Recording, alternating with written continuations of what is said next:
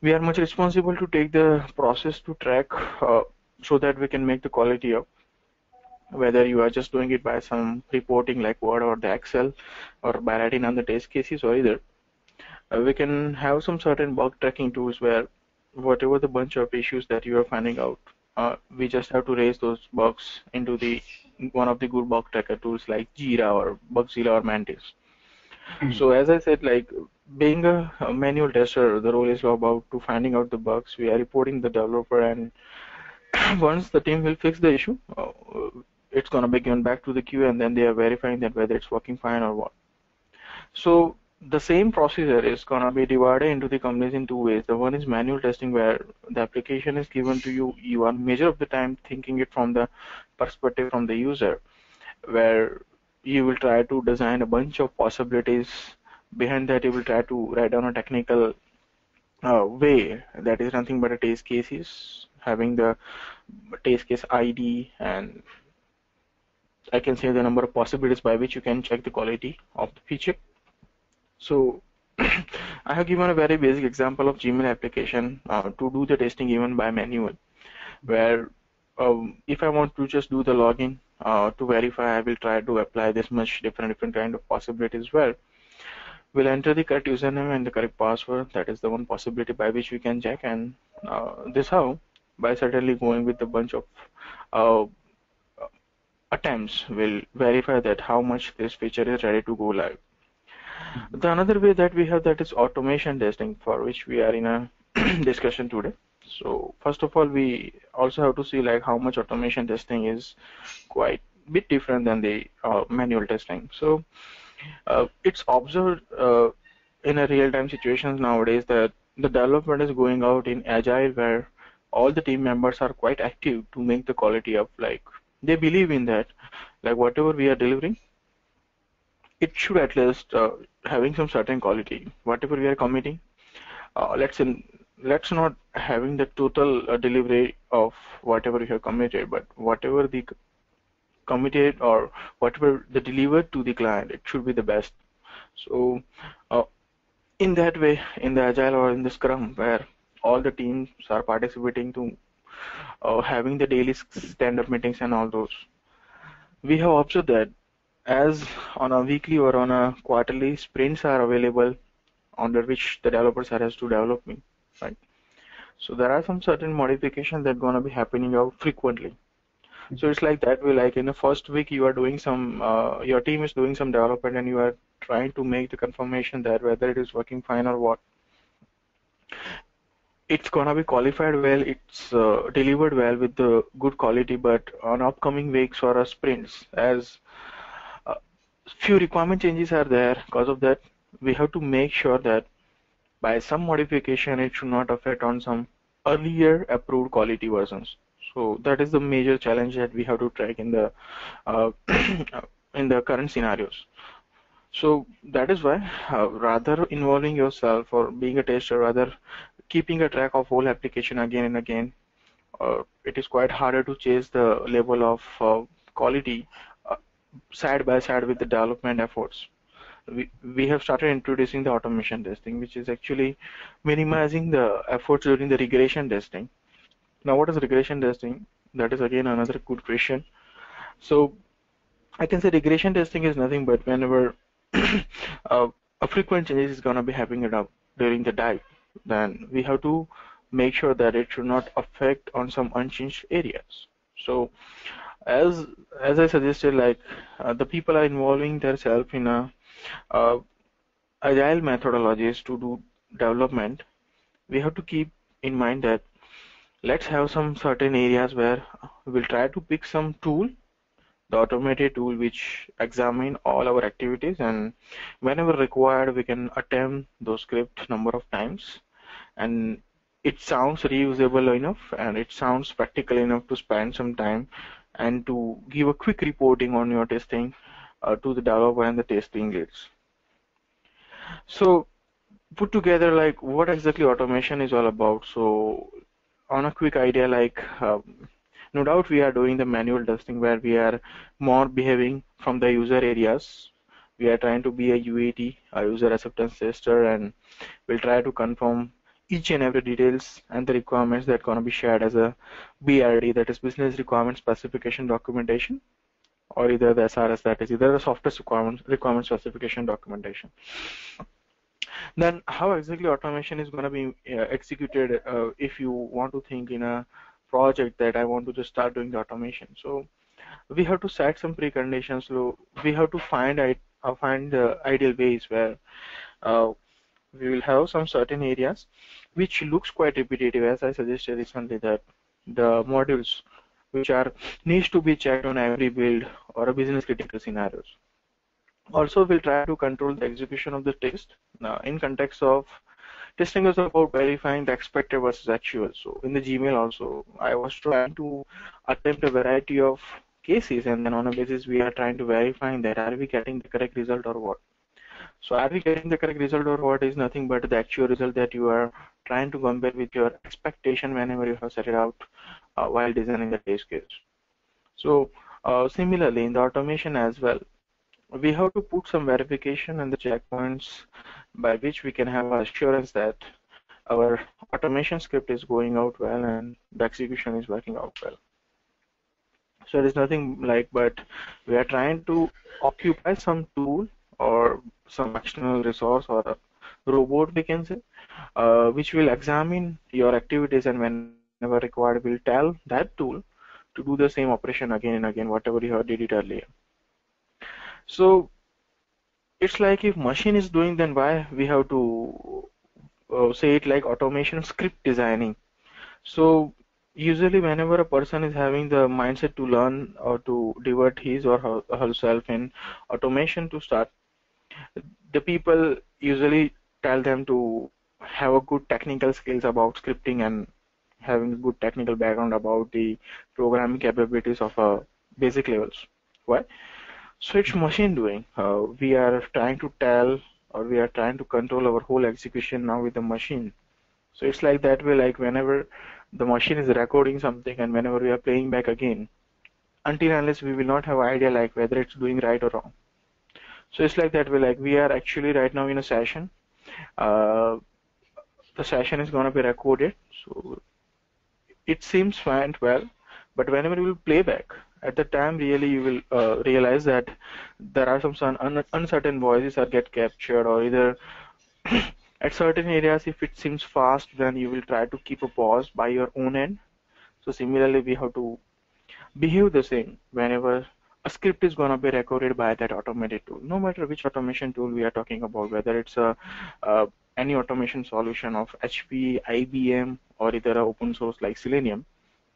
But it is always recommended that whenever we are recording something and whenever you are doing playback, at the time we will have a correct idea, like okay, these all are the areas where my script is behaving weird, or we need to have to put some delays, or if not, these all are the unnecessary steps that I need to remove it. So that is why being an automation engineer, it is recommended to have some certain knowledge about scripting. It can be in any languages. We'll talk about it. Like for our curriculum, what will be the scripting language we are going for and why.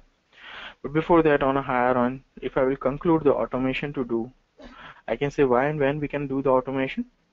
Like as suggested, whenever we are having a frequent regression testing.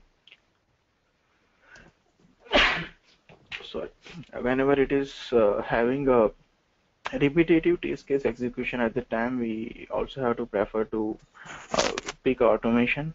Also make sure that whenever you are designing the automation scripts, or you are thinking like let's try to adopt some tool which can make your testing more faster and reusable, your code should be not in a change, it should be stabilized or freezed.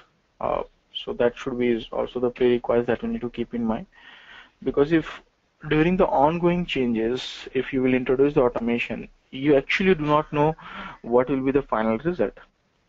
So the more the code changes, the more the updates you have to do in your automation scripts. So we need to keep that in mind as well, that the development should be get phrased somewhere in context of on which whatever the feature you want to automate.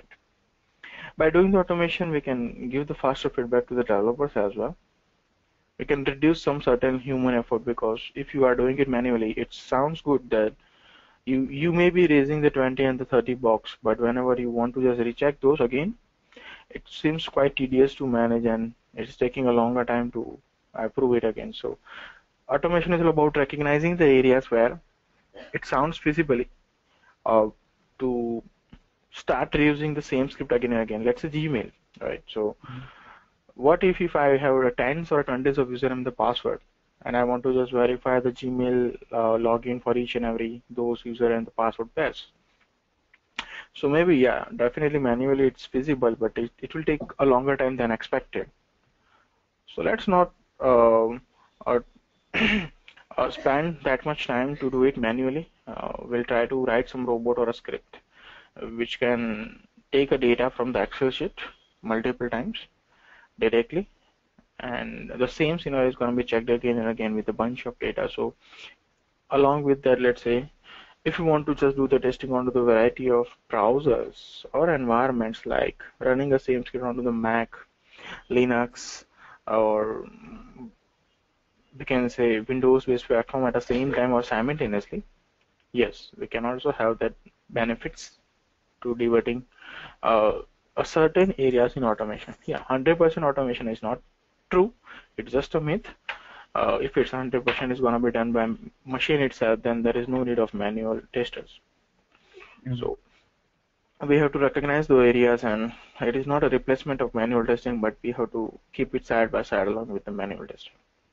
So till now, any doubts or queries in the manual testing and the automation testing discussion that we have done? Hello.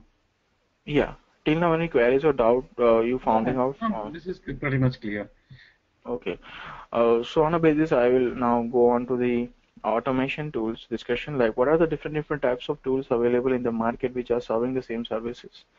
And out of those, why we are only going for a Selenium as a good pick to start doing the automation. So HPQTP is there, which is a very popular tool in the market. But the thing is that as it's a HP product, we have to always worry about the licensing cost, which is having two type of licensing. The one is seat license and the concurrent license. Seat license is gonna be served as individual, and concurrent is gonna be served between 2 or 3 systems. The problem is that whenever you will get some certain updates from QTP officials, or if any new browser is gonna be launched, and they are trying to compatible your application with the latest browsers, then they will release the patch. And if you are not registered enough with the HP, then you will not get such kind of updates.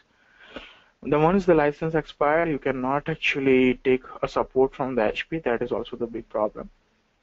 Also, being the advantage of QTP, I can say that we can automate the desktop application, but yeah, now major of the application totally moved onto the web and the mobile application. HPQTP, it's very good having GUI, so people adopt it, but it takes a much processing overheads because the installation takes much of the space of your system. And also at certain level, as the processing overheads are high, the execution results to grab is taking a longer time than expected. Similarly, the IBM is having also their own product name RFT, named Rational Functional Test. That is RFT major of the time recognized as, but it's also paid. It's gonna be distributed by Jazz company. So they are having their variety of tools of IBM, which they are introducing for variety of purposes. RQM is there for Rational Quality Manager to manage the whole testing quality process in automated way. Same like HP Quality Center. But if I'll talk about automation, yeah, RFT is the solution they are providing. Borland is also having the self test and a lot many other lists I can see here, but yeah, the last three. Selenium is open source, Whatir is also open source, and Sai is also open source. Then why people are preferring to stick to the Selenium solution to divert yourself in automation? So the only reason is that Whatir takes a scripting part as on Ruby, ROR, that is Ruby on Rails, and being a tester, people cannot quickly adopt the ROR to automate the script. If they will start learning it ROR, then they feel it like we are doing some development kind of thing. Yeah. Whereas Selenium is purely taking the advantage of lot many languages like Ruby, Python, C Sharp, Java, PHP. Sahi is open source in initial stage, but it is having another addition named Sahi Pro, which is gonna be at some certain stage also paid. So as Selenium is having that flexibility to divert yourself in any scripting language, people used to go for Selenium as a good pick, and also Selenium 3.0, which is the latest APIs of mobile automation, which are named as Appium and Calendar, which can also allow us to do the automation on mobile solutions. So that is why people are totally diverting there, because it sounds practical enough to having the automation on mobile application as well with Selenium. So Selenium you can use it for the basically this web application. mobile application. Yeah, web application and the mobile application both. Oh, okay. It cannot automate desktop application because it's not a solution to run on a desktops. You can only automate the web applications on variety of browsers and platforms. So as suggested, like Selenium is nothing but one of the collection of variety of toolkits which can do the rapid development of automated web applications. Ideally put together, you can automate web application and the mobile application, where by giving some assertions in the verification, you can quickly compare the expert versus actual result, and on a basis, we can have an idea about is our test cases get passed or failed. Along with that, as I suggested, the benefit is that we can do the cross-browser testing. So you can run the same Selenium test on a variety of browsers. Along with that, it allows scripting in several languages as I suggested, like Java, C Sharp, Python, Ruby, and all those. Also, assertion statements provide an efficient way of comparing expert versus actual. So I recently talked like we can do that verification, but behind that verification, these are the commands that we'll use, the assertion and the verifications. It has inbuilt reporting mechanism. So ideally, it is containing a collection of 4 different toolkits. So I will talk on those 4 toolkits now. Let's see. And out of those, the companies are actually giving you the jobs onto the Selenium WebDriver, which is actually the major toolkit, but why to learn the others? So let's understand quickly. So the order will be like this way: IDE, then RC, then WebDriver, and the grid. Why IDE first? Yeah, hello. Oh, okay, that's fine, man. I didn't know about the Selenium RC, it's a remote control. Okay, so IDE is nothing but an integrated development environment, which is only a record and playback tool, and only going to be enabled onto the Firefox browser. So you cannot expect much, like you cannot do a cross-browser testing. You have to just record the basic scenario, and whenever required, you can playback it again and again. If I'll talk about RC, that is recognized as a remote control server, where we'll usually try to design the script in one of the programming capabilities like Java, Ruby, Python. Same like developers who are actually interpreting their code locally in their system. Similarly, also here, we have to start a local server or by some local host and the port, and then whatever the browser on which you want to do the cross browser, we can launch this. Put together, this is recognized as Selenium 1.0, but as it is having a few limitations, like it cannot handle the complex scenarios, tables, and it cannot handle the Ajax-based application and jQuery. They have improved the same existing RC API on a next level. They have removed all limitations of RC, and they have designed it as a WebDriver, and they have named it as Selenium 2.0, where we do not have to start the server, and we can even deal with the major complex scenarios like pop-ups, dialog box, uploads, downloads, jQuery elements, and Ajax. It can also serve to do the cross-browser testing as well.